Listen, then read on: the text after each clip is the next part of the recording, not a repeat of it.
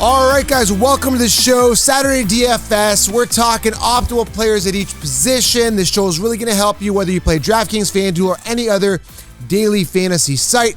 Also, this is going to help you with your starts and sits as well, because I'm giving you guys some optimal players at each position that you may want to consider. Now, if you want the full starts and sits show for this week, go back a couple shows here. If you're on YouTube, go back under my videos, go back and check out week 2 starts and sits. Or if you're on the audio podcast, you can simply go back and listen to Tim and the Bald Guy and I talking about it. Also did a preview with Tom Santinello. So there's tons of content getting you guys prepared. There's no excuses, guys. You got to start and sit the right players, but you got to know which matchups are optimal, okay?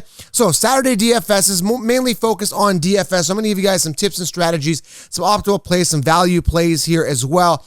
I'm excited to dive into it. Guys, I'm so excited about week 2 because, again, as I was talking to Tom Santinello about this on my last show, this is it, guys, for a lot of teams. I mean, you don't want to go 0-2. So a lot of teams are going to be playing hard, including the Falcons and the Cowboys. You definitely don't want to go 0-2, especially teams that look good on paper, having elite talent, running backs like Gurley and Zeke, and of course, some really good offensive weapons as well. So you really want to watch these games this week, I'm telling you, and really immerse yourself, whether it be DFS or whatever it is you're using or playing to enhance that game watching experience, okay? So I'm beyond excited. Also, really helps the channel. Smash thumbs up. Guys, really helps the channel, and leave your fantasy questions below. Starts and sits week 2. If you have any questions, I'll try to get to as many possible as humanly possible below. There's also a text me number below, and I will feature some of your starts and sits questions for next week. But you got to leave your name. If you text me, leave your name, guys, so I can shout you guys out on the show. All right, quarterbacks. Let's start with this here. I mean, I got to go here with Dak Prescott. Great matchup versus Atlanta. He put up 18 points last week. Not bad. He's at home. He's an optimal play, but he is expensive, around $6,800, okay, if you want him. Now, if you want another guy who's got the second easiest matchup versus position, you got to look at Phillip Rivers. Now, Phillip Rivers had a mediocre game, around 20 points last week, but if you're looking at a value quarterback, he's at $5,900. Now, here's a tip and a fantasy football DFS strategy. I like to anchor my team with a secure quarterback, a quarterback that, without question, is going to have an optimal week. And, you know, a guy that is going to probably do that is Aaron Rodgers, coming off a pinnacle week last week, 34 points. And he's coming in to a really easy matchup versus Detroit. He is at home. So I do like Aaron Rodgers, but you're going to pay. You're going to pay $6,900 if you are looking on DraftKings for him. His budget is expensive, right? So you got to budget accordingly if you want Aaron Rodgers, okay, at other positions. Josh Allen, also another really good matchup versus Miami, but you're going to pay $6,700 on DraftKings for him, right? He comes with a hefty price there for sure. Now, Lamar Jackson, mid-range matchup, $8,200 for him.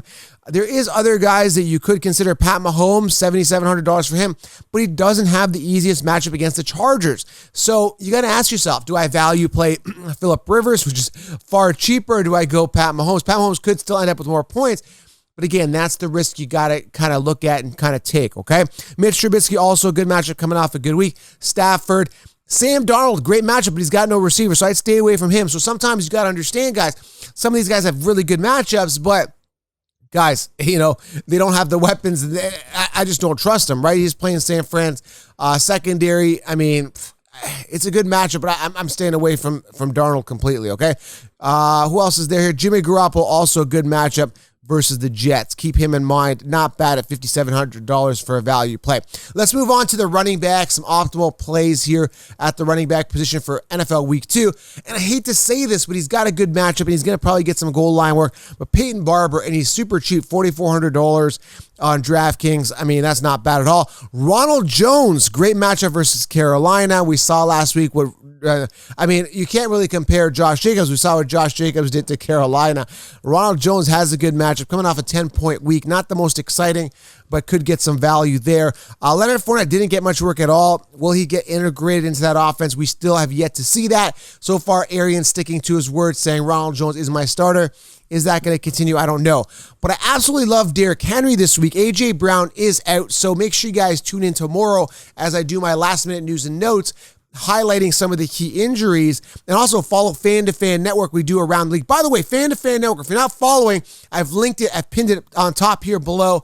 Make sure you guys follow Fan to Fan Network. Bookmark this page for all your news and notes from the top NFL YouTubers, influencers on the planet, everything you need in one spot. And we do a virtual tailgate every morning at 11 a.m. So I'm inviting you guys personally to join us. There's a link here below.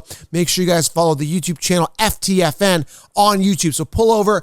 Whatever you got to do, head on over there, guys, and do that, okay? We'll see you tomorrow at 11 a.m. for a virtual tailgate with all of the influencers. All right, so Derrick Henry here, guys. Love him, but again, A.J. Brown being out. They're going to run the ball a lot, but he's going to see a lot of stacked boxes. I still think he gets the work done against Jacksonville.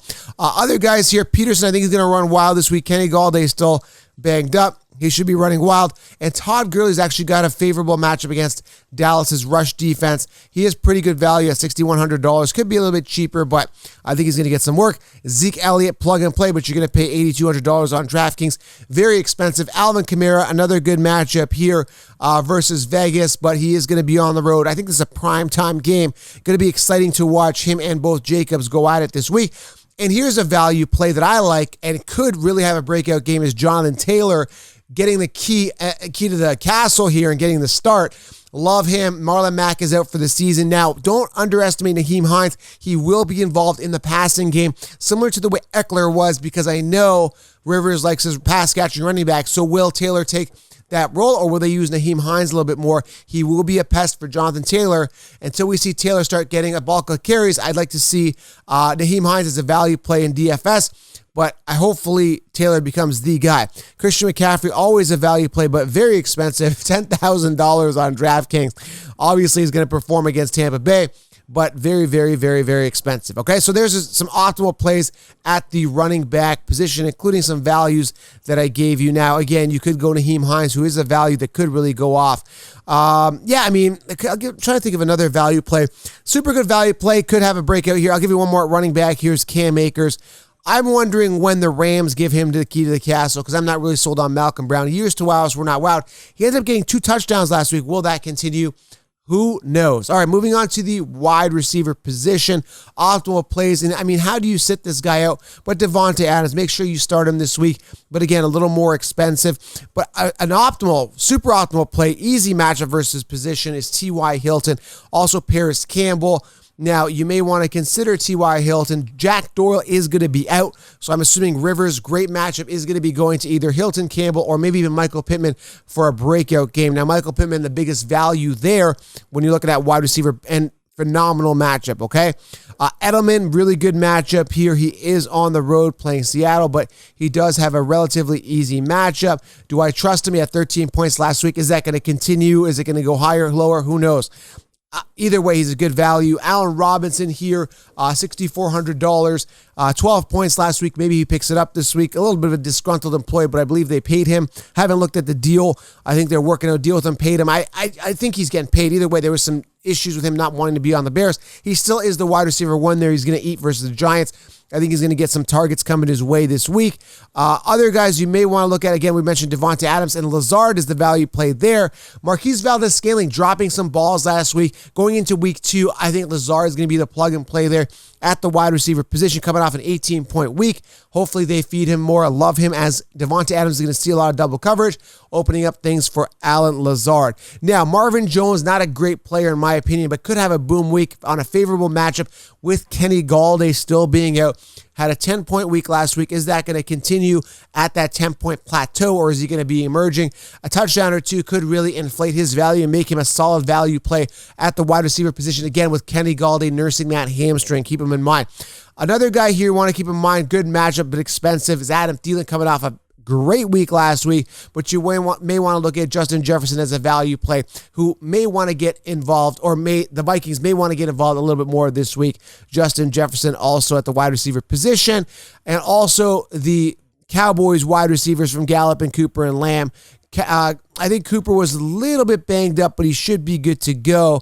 Now, the thing about it is here, he was limited with Cooper, but if he was limited and he's going to see limited snaps, you may want to consider CeeDee Lamb as a DFS value play, a guy that could get integrated more if Cooper is limited in snaps, being a little bit banged up, okay? Other guys here, Cortland Sutton, I'm not sure if he's playing. I think he is. He was a participant, but limited in practice. on Thursday. I'm interested to see if Sutton plays. If not, I mean, guys like Jerry Jeudy still a good play to plug in here. I think the Broncos have a pretty favorable matchup against the secondary of Pittsburgh, but understand, guys, that defense against the rush, holy man, oh man, they're going to be in trouble. So I'm staying away from Melvin Gordon if we saw what happened last week, okay? Let's move on to the tight end here. Let's look at who's a value play. And I haven't even looked at my list here. I'm just going to pull it off the top of my head before I pull up this list. Is I do like Hawkins a lot coming off a great week. And again, with Galladay being out, he's going to get some red zone targets. So for sure, Galladay is a plug and play for me.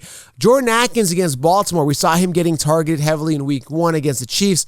Jordan Atkins coming in and Darren Fells, one of those guys could go off. We know that Watson is using his tight ends. He's going to be looking to them as they have not really figured out their wide receiver situation with Hopkins being out. I'm looking at these tight ends to feast this week. One of them at least, and Jordan Atkins looked like a guy that was getting a ton of volume. Or, Watson was looking his way. Could be a boom guy. Now, in regards to tight end, if you're looking at waiver wire going into week 3, you may want to consider Drew Sample. The game is already done with Cleveland, I know. But understand, guys, Burrow was going to Sample and Uzomah a lot. Uzomah being hurt. Drew Sample is a guy you may want to consider moving forward. I definitely like the value here for him, okay? So you want to keep him on your radar for waiver wires going into next week. Mark Andrews, great matchup here versus Houston, coming off an amazing week. I think he had 2 touchdowns that week. Keep him on your radar, but you're going to pay $6,300 if you want him. Higbee, favorable matchup as well. You also may want to look at, and again, it's totally up to you with tight end. I think Hawkinson's a safe play, but this guy I definitely like. Mid-range matchup, not the easiest versus Jacksonville, but Geno Smith. With A.J. Brown being out, Geno Smith is a guy you definitely want to target. And another guy that's good value is Logan Thomas. We saw him getting 14 points in week 1 with Washington. He is playing Arizona. I think this is a good matchup for him. I think Logan Thomas is a sleeper at the tight end position you want to consider. And of course, if you do want that tight end that you absolutely love and is going to perform every week, obviously got to put, Travis Kelce is the guy, but again, you're paying $7,000 for him. And he doesn't have the easiest matchup versus the Chargers, kind of a mid-range type matchup, okay? I'm going to give you a couple defenses here as well you may want to consider.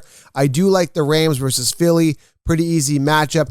Panthers versus Tampa Bay, but we don't know what to expect out of what's his name? Tom Brady. I don't really trust this matchup. It is a favorable matchup slightly, but I mean, they could run all over them, but you never know based on the way Tampa Bay played week 1.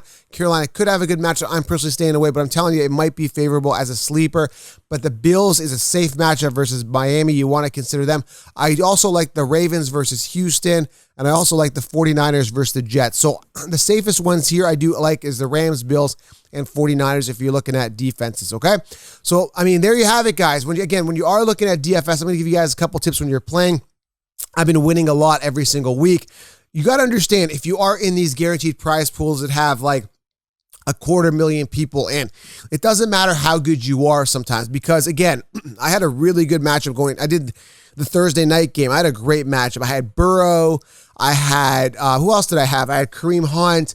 I had Uzomah, who had a good game.